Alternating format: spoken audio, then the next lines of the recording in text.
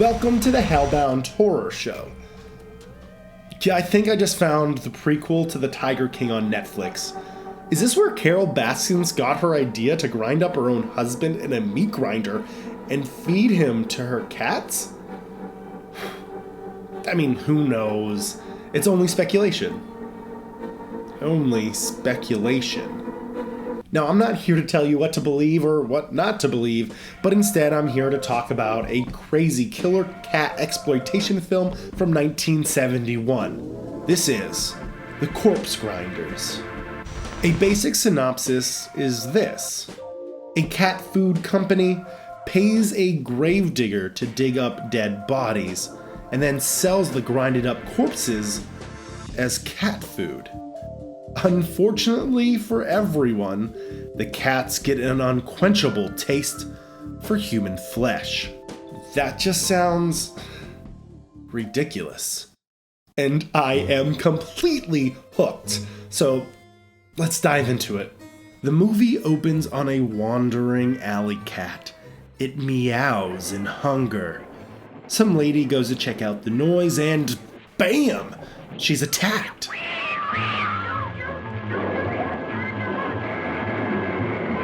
Oh, I guess we're watching that kind of movie tonight.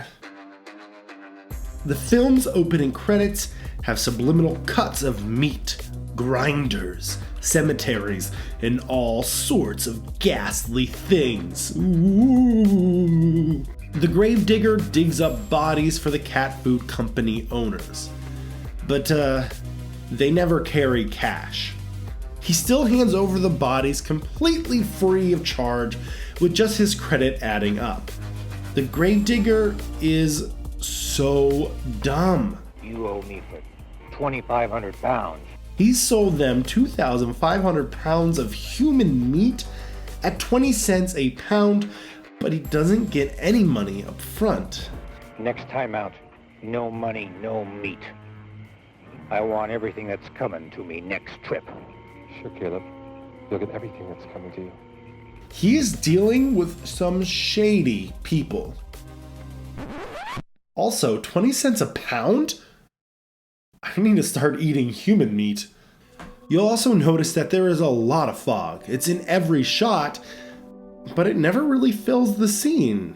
It's almost like all the fog is coming from one source. Maybe just one fog machine? Next, we meet our leads, Angie, the nurse, and Dr. Howard Glass. Dr. Glass is upset that another patient has died during open heart surgery, so he pours himself a glass of alcohol. I don't think that's allowed at a hospital. I don't think it's sanitary to keep a cat at a hospital, especially a hospital that has open heart surgeries in it. Dr. Glass gets attacked by the cat, and magically, he has another drink already poured. Continuity! Who needs it? Meanwhile, another cat strikes. When this lady dies, her corpse is brought to the hospital. This man with a beard brings in the murderous dead cat for them to look at as well. When doing an autopsy of the cat, they discover human flesh is in the cat's stomach. That would be a huge reveal if that cat didn't actually eat that lady. I mean, the cat, was biting into her neck and devouring her throat enough to kill her, so I assume that there's going to be some human flesh in that cat's stomach of, her human flesh. So the lab results, saying that there's human flesh is not that big of a deal, of course. There is. I get where they're trying to say, but the logic is a little flawed in this case. Back at the cat food package company, they run out of ingredients, which of course is humans. Instead of calling up the gravedigger who is requesting his money, they decide to grind up one of their, employees. The senile old man has always wanted to see this back room. Hey, I need to show you this new dating app. It's called Grindr. Now, I don't know the laws from 1971, but I do know that the FDA does not need to pre-approve pet food. But the FDA needs to pre-approve any ingredient in pet food. So if a new ingredient is added, it needs to be pre-approved before it can be sold in stores, let alone being the most expensive cat food and most desired cat food on the market. Like, people buy this stuff in droves, and there are no red flags from the federal government going off, I guess. It just seems implausible. Also, I don't believe this guy knows sign language. That just seems wrong. The cat food company decides to cut the middleman out, aka the gravedigger, and they just begin killing people on the street for ingredients in their cat food. It's one thing to add corpses to your cat food, but I feel like it's a little bit worse to murder people and put it in your cat food. But that's just me. The doctor and nurse know something is up with the cat food. They believe it's the root of all the problems. They just need to check the factory at night because so far everything has turned up passable in the cat food company's favor. I don't know why they don't check the ingredients for the cat food. I mean, they have access to a lab that can determine this stuff, you know? There have been multiple cases of cats eating humans in this town, and the only common factor is the cat food. Trust me, I know that correlation doesn't mean causation, but at least look into it. Angie, the nurse, goes back to the cat food company to investigate alone. She gets captured. While captured, one of the cat food owners tries to get touchy-feely with her. Luckily, she was saved by the other cat food company owner, and a great monologue takes place. I'll have stuck you in the grinder, Maltby, and I'll watch the blades rip your body up and tear you up, Maltby.